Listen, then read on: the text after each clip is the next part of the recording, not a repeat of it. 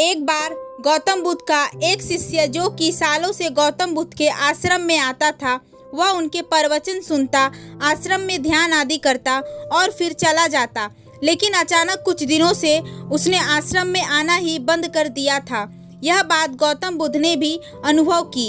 एक दिन जब गौतम बुद्ध उस गांव से भिक्षा मांगकर वापस लौट रहे थे तो रास्ते में उस शिष्य का घर भी पड़ा। बुद्ध उसके घर के अंदर चले गए। अंदर जाके देखा तो वह इंसान आंगन में बैठकर काम कर रहा था। बुद्ध को देखते ही वह जल्दी से उनके सामने खड़ा हो गया। उसने बुद्ध को पीने के लिए शीतल जल दिया और बैठने के लिए आंगन के चबूतरे पर एक चटाई बिछाई। बुद्ध चटाई पर आराम से बैठ गए। फिर बुद्ध ने उस शिष्य से पूछा, तुम्हारे घर परिवार में सब कुछ ठीक तो है ना? शिष्य ने बोला, हाँ बुद्ध, सब ठीक है। बुद्ध ने पूछा, फिर तुमने आजकल आश्रम में आना क्यों छोड़ दिया? यह सुन वह शिष्य थोड़ा शर्मिंदा होने लगा।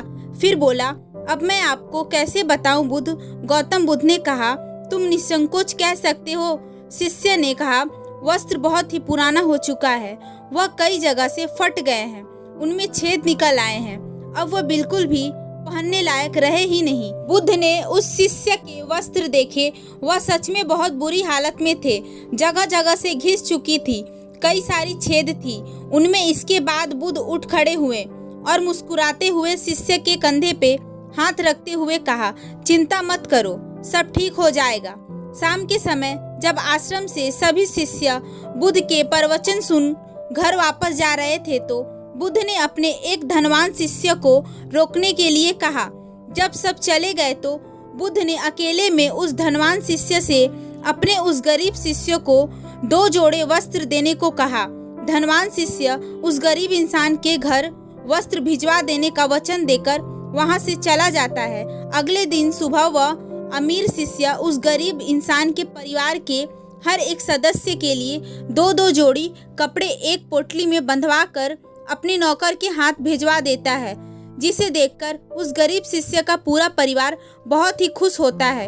अगले दिन जब वह गरीब इंसान बुद्ध के आश्रम दोबारा उनके प्रवचन सुनने आता है तो अंत में जाते समय बुद्ध उस गरीब शिष्य को रोककर उससे पूछते हैं कि क्या तुम अब अपने नए वस्त्र में आराम से हो?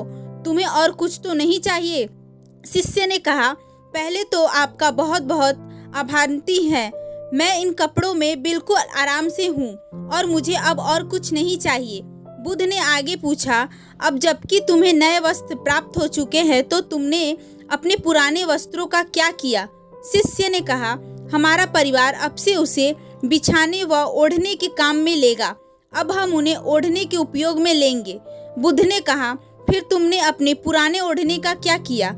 शिष्य ने कहा, बुद्ध, मैंने उसे अपने घर के खिड़कियों में पर्दे की तरह लगा दिया है। बुद्ध ने कहा, तो क्या तुमने अपने पुराने पर्दों को फेंक दिए? शिष्य ने कहा, नहीं बुद्ध, मैं अब उन पर्दों को छोटे छोटे टुकड़े करके उनका उपयोग रसोई में गर्म बर्तन उतारने और पकड़ने के लिए कर रहा हूँ।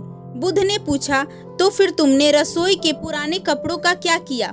शिष्य ने कहा, अब मैं उनका उपयोग घर में पोछा लगाने के लिए करूँगा। बुद्ध ने फिर पूछा, तो तुम्हारे पुराने पोछे का क्या हुआ?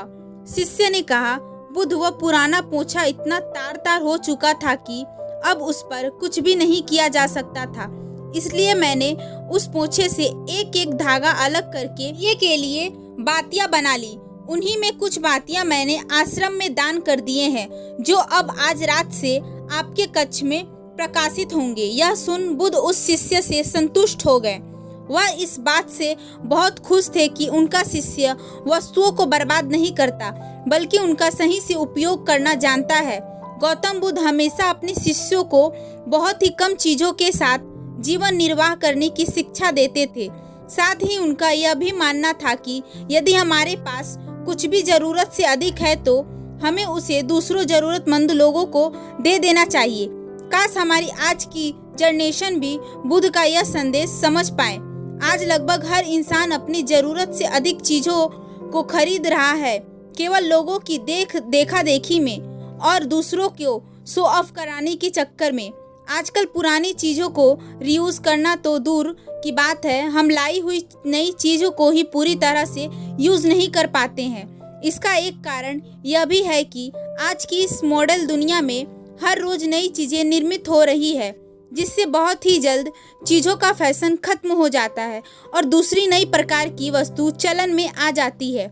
आजकल जब हम कोई फ़ोन या इलेक्ट्रॉनिक प्रोडक्ट लेते हैं तो उनमें कितने तरह के फंक्शन की जांच करते हैं, लेकिन एक सर्वे के अनुसार एक इंसान अपने फ़ोन की 60% फीचर्स भी कभी यूज़ ही नहीं करता या तो बहुत कम बार उसे यूज़ करता है। यानी कि अगर वह फीचर्स ना भी होते तो भी इंसान का काम रुकने वाला नहीं था। पर यह तो है मानव निर्मित चीज़ों की बात, लेकिन समझदारी से यूज़ करने की सबसे ज़्यादा ज़रूरत हमारे प्रकृति संसाधनों जैसे पेट्रोलियम, नेचुरल गैस और कुछ बहुत ही महत्वपूर्ण चीज़ें जैसे पानी और बिजली को है।